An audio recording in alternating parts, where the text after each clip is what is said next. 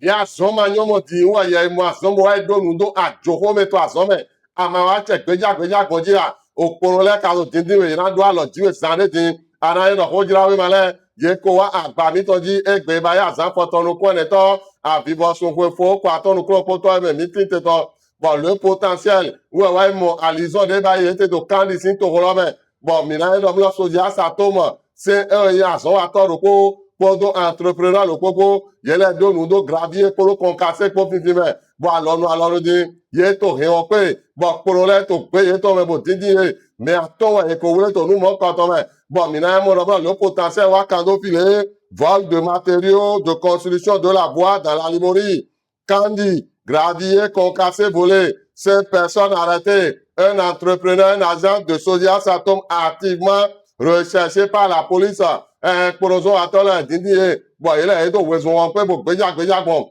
mais ati e ma wa ndi amo mere ma yo nu to azo to wezo won pe amo mere ma yo nu to wezo do afone bon le patriote wa moi menu ka ara e do mo lo abia bi o chale we bon le patriote e wa do ete ka to wezo do afone et to ho cambio amo bo kando file congrès en vue du BL qu'est-ce qui fait courir bio chale bo do mo lo ete to wezo do afone e kan febe to do o wewe ji do file mo de ka to nu mo ka to cambio do ete wezo do afone bio chale ana e do mo lo o to la viga eyin be to le popata ye do mi na no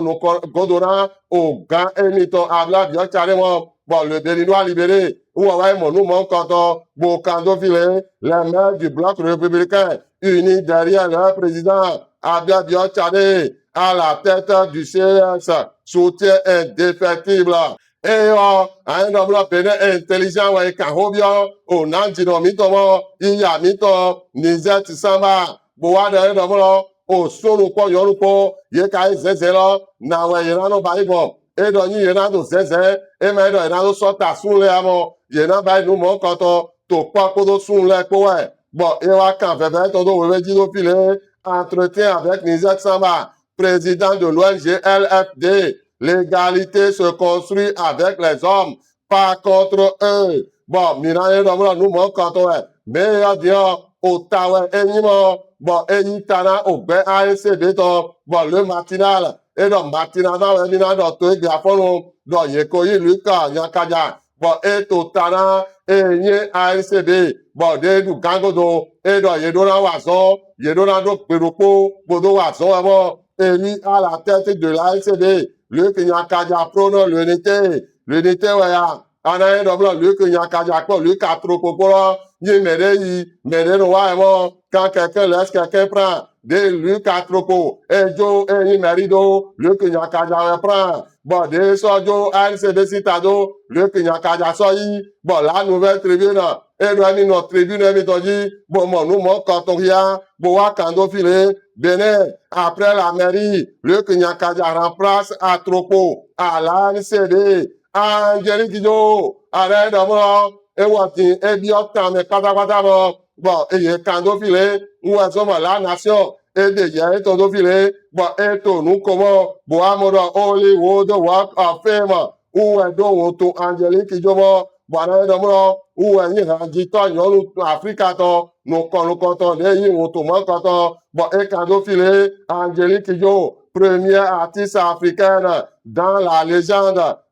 ouais la boussole do mo emi la nyu no mo sungula vu da ho wa nyina enyi Africa to lo bimo bon emi mo no mo kato bo aka veve to do we di no file consécration historique pour l'Afrique Angelique Jo une étoile pour tout un continent matin libre wo wa do pon do mo me de ba nu mo kato la emi nyon yin ko yi to mo da foe podo mazon jiel ko yele wanye onu koto Hollywood to boye jorundo onu atengbeju mo koto eyin iya mi to Angelique Jo to mo bo e kando file Angelique Jo sur le Walk of Fame da foe mazon jiel Hollywood salue l'authenticité d'une diva planétaire au bela bisin wamo gaskiani info wa mo dinamo son tosi sanunu me ye wa je eyin robinet komo ye ke pompi sinu ji me le ka we ayin do blo yo de tin to bangu poro alibori polo mo Bon, un cadeau filé, des marigots au robinet, la révolution de l'eau potable dans le Bangou et la Liboli. A un homme là, beaucoup pour la Liboli pour dire, il a dit, il m'a nous tous si ça va avant, aussi pompiton, ouais, il nous mort, bon, témoin à tu, ou Hawaii, et il dame là, si un badi dans, bon, à mon là, et il y a aucun dame là, dans, Joseph Jobeno, ou à Polo Mele, la Polo, au hôtel, et cadeau, il doit avoir nous, bon, voisin, si un lieu